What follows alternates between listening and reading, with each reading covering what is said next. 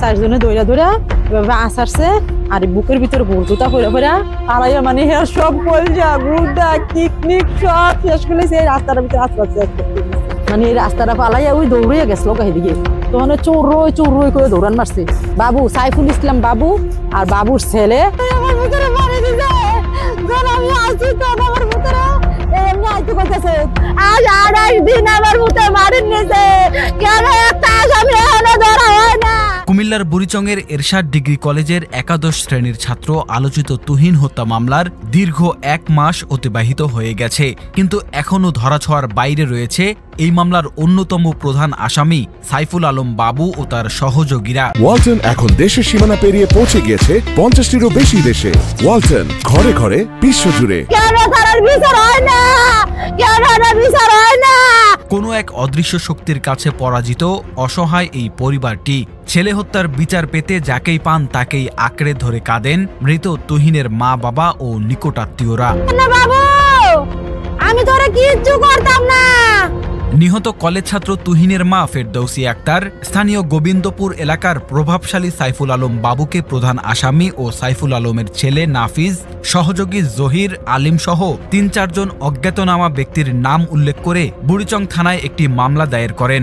মামলার এজাহার ও স্থানীয় সূত্রে জানা যায়, ঘটনার দিন অর্থাৎ বিগত ২৮ অক্টোবর সোমবার নিহত তুহিন এশার নামাজ আদায়ের উদ্দেশ্যে বাড়ি থেকে বের হন, কিন্তু আগ থেকে উৎপেতে থাকা সাইফুল আলম বাবুর লালিত সন্ত্রাসীরা কয়েকজনের মাঝ থেকে তুহিনকে একটি কালো রঙের প্রাইভেট কারে উঠিয়ে পাশের গ্রাম গোবিন্দপুরস্থ সাইফুল আলম বাবুর খামার বাড়ির ভিতরে নিয়ে পিটিয়ে মারাত্মক আহত করে। মনে 200-250 লোক ছিল, এই দোকান ছিল, এই দোকানে ভর্তি লোক ছিল। আমার ফুলার এদিক দিয়ে গাড়ি দিয়ে নিচে নেওয়ার পরে এদিকে মারামারির পর ফুলা সুইটটা আবার এই রাস্তা তাইয়া এই রাস্তার ভিতরে লোকের জড়াইয়া ধরছে যে বাবা আমারে বাঁচাও। এ সময় তার কাছে থাকা মোবাইল ফোনটি ছিনিয়ে নিয়ে তুহিনের চাচির কাছে ফোন দিয়ে তুহিনের বাবা মাকে সাইফুলের খামার বাড়িতে ডেকে আনা হয়। ছেলের মুমূর্ষু অবস্থা দেখে তুহিনের মা বাবা সন্ত্রাসীদের কাছে ছেলের প্রাণ ভিক্ষা চান। মোবাইল দুটি সন্ত্রাসীদের জিম্মায় নিয়ে কাউকে কিছু না জানানোর শর্তে ও প্রাণনাশের হুমকি দিয়ে মাঝরাতে তাদেরকে ছেড়ে দেওয়া হয়। তোমার বাড়িতে একটা আছে, মোবাইল আছে, মোবাইলটা দিয়া তোমার ছেলের লইয়া দাও। তখন আমি আইছি আইয়া মোবাইলটা লইয়া গেছি, দিয়া তুই আনছে হাসপাতাল নিচ্ছে। একটা অঙ্গ বাহি রাখছে না, এই রাস্তার ভিতরে শুধু আশ্রাইছে, দোনো হাতে ধরছে, 2 পাও ধরছে, 2 জনে 2 হাতে ধরছে, 2 জনে দৌড়ে দৌড়ে এভাবে আশ্রাইতে আর এভাবে সরাইতে আশ্রাইতে। আরে আমার ভিতরে ভালো করাইলে ভালো, আমি হসপিটাল দেখি ভিতরে করাইলে ভালো। এই জায়গায় লোক শুধু পলাই আমার দেখতেছে, আর শুধু ইশারা দেয়, আমি যেভাবে দেয় এভাবে লইয়ে যাইতাম কা এনে আমার মাইরা লাগবো।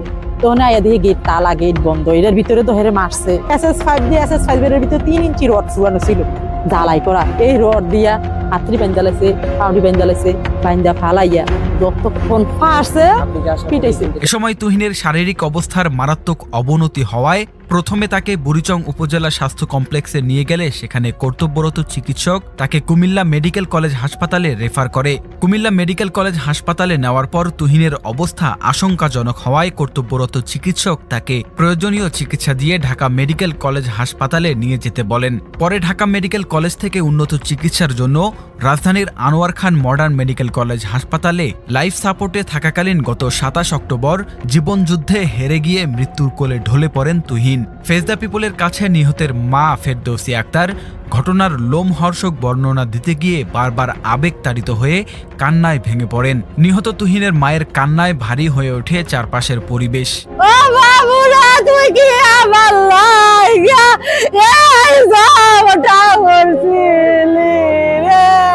আমার স্বামী আর আমি আসছি, তো আমার স্বামী আমার দেহা ওই যে লুঙ্গি, এইভাবে লুঙ্গি ডেনো বাইন্দে রাখছি। তো গোবিন্দপুরের দোকানদার কইছে এই লুকাইছে গেটটা খোলো, তো ওখানে কই গেট খোল, কইতে গেটটা খুলছে, খুললে তো কই লাডিলো ধরালো, এডিরি ফিটা লাগাই, এডিরও শেষ করে লাগ। এই অন্ধকার থেকে আনছে, ওই গাছ ক্ষেতের ভিতরে ফুল গাছের এদিকে থেকে আনছে। ফুলনে যখন আমি এনে আইছি তো হেরাই সবাই এনে এই তারা হুমকি কইতেছে এই লাডিলো বাসলো। আমি দেখি আমার তুহিন নাই, তখন যখন আমি এনে আইয়ে আসছি তখন ওই 5 গুলো যে এই এর ভিতরে আমার ভিতরে তারা পানি দিছে, পানি দিতে দিতে এর ভিতরে তারা পানি দিতে আছে, মনে হয় গাওটা বীজ আনতে কাটছে।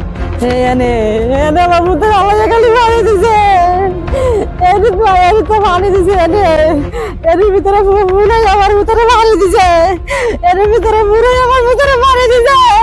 যখন আমি আইছি তখন আমার ভিতরে এমনি আইতে কইতেছে, তখন আমার ভিতরে যখন আইতে পারে না, যখন এনে আইছে তখন তোর এইভাবে হাঁটে কেন, এই আমার ভাগছিল পুরো গাও ভিজা।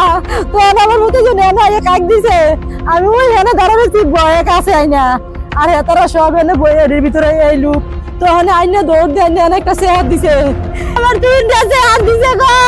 বাবা এনে বয়ে রয়েছে, আপনারা ঘরটা খুললে দেখেন এটার ভিতরে কি অবস্থা। বাবা এনে এমনি বয়ে রয়েছে, আমার ভূতের এনে বয়ে রাখছে, তখন তুই আব্বু এনে বইছে, এনে বয়ে রয়েছে, এনে লোক বয়ে রয়েছে, এনে লোক বয়ে রয়েছে, লোক সব এনে বয়ে রয়েছে, জহির এনে বয়ে রয়েছে। আমি বয়ে ভিতরে ঢুকছি না, আমি ওই এনে দাঁড়া রয়েছি, দেখি আমার তুই নেনা চেহারা বয়ে রাখছে, আমি এনে বয়ে কাছে যাইতাম না। এলাকাবাসী জানান তুহিন অত্যন্ত মেধাবী ও নম্র ভদ্র স্বভাবের ছেলে। তুহিন অত্যন্ত ভদ্র এবং মাধুর্য সহিত চলত এবং নামাজ কালাম পড়তো এবং মেধাবী একজন ছাত্র ডিগ্রি কলেজের। সে মানুষের আপদ বিপদে সবসময় দৌড়ে যেত। স্থানীয় প্রভাবশালী সাইফুল আলমের মেয়ে কিছুদিন আগে একজন ছেলের হাত ধরে পালিয়ে গিয়ে বিয়ে করে এবং ভিডিও বার্তায় বিষয়টি জানান দেয়। এতে সাইফুল আলমের নির্দেশে তার মেয়েকে পালিয়ে নিয়ে যাওয়ায় সাহায্য করার অভিযোগ এনে সন্দেহমূলকভাবে তুহিনকে সাইফুলের খামার বাড়িতে তুলে নিয়ে গিয়ে নির্যাতন করা হয়। বাবার চরিত্র যেরকম মেয়ের চরিত্র একই রকম। ওর মেয়ে 3টা ছেলে নিয়ে চলে গেছে। ওর মেয়ে যাওয়ার পিছনে আমার নানা বাড়ির ছেলের নাকি বলে হাত আছে, ওই সন্তকমূলক নিয়ে তারে নিয়ে মারা হয়েছে। এলাকাবাসী জানান আত্মগোপনে থাকা ঘাতক প্রবাসী সাইফুল যে কোনো সময় প্রবাসে চলে যেতে পারে।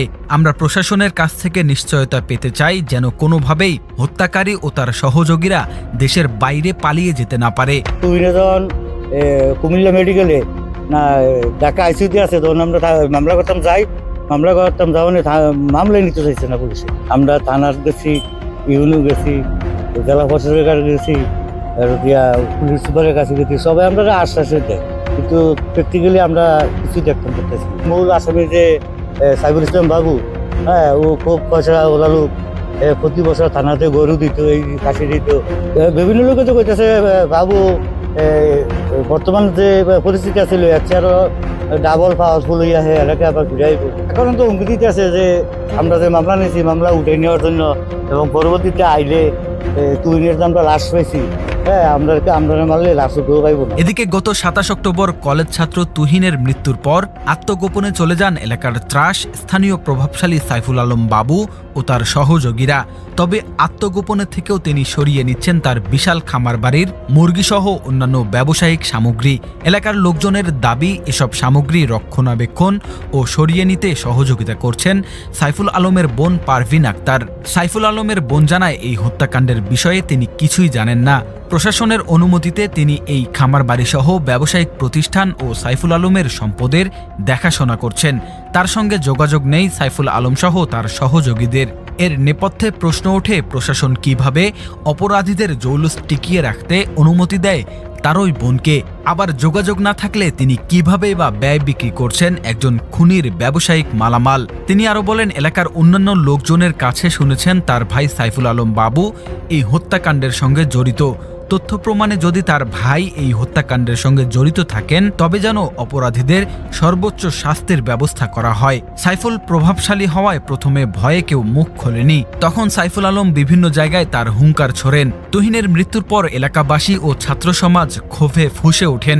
দফায় দফায় বিভিন্ন জায়গায় বিক্ষোভ মিছিল ও মানববন্ধন অনুষ্ঠিত হয়। এ সময় তারা জেলা প্রশাসক এবং পুলিশ সুপার বরাবর একটি স্মারকলিপি জমা দেয় ও কুমিল্লার বিজ্ঞ 2 নং আমলি আদালতে মামলা দায়ের করে। আদালতের নির্দেশে 2 জনকে গ্রেফতার করে ডিবি পুলিশ, কিন্তু মূল আসামিরা এখনও ধরাছোঁয়ার বাইরে। ন্যায্য বিচারের দাবিতে রাষ্ট্রের দিকে তাকিয়ে অপেক্ষা করছেন তুহিনের দরিদ্র বাবা মা, ছোট 2 ভাই, আত্মীয় স্বজন, পাড়া প্রতিবেশী সহ এলাকার সর্বস্তরের মানুষ।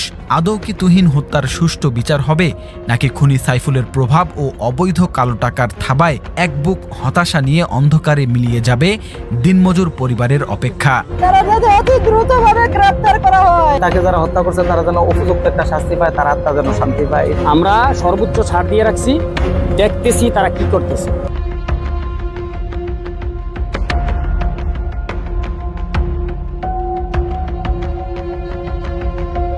ওয়ালটন এখন দেশের সীমানা পেরিয়ে পৌঁছে গিয়েছে 50টিরও বেশি দেশে। ওয়ালটন, ঘরে ঘরে বিশ্বজুড়ে।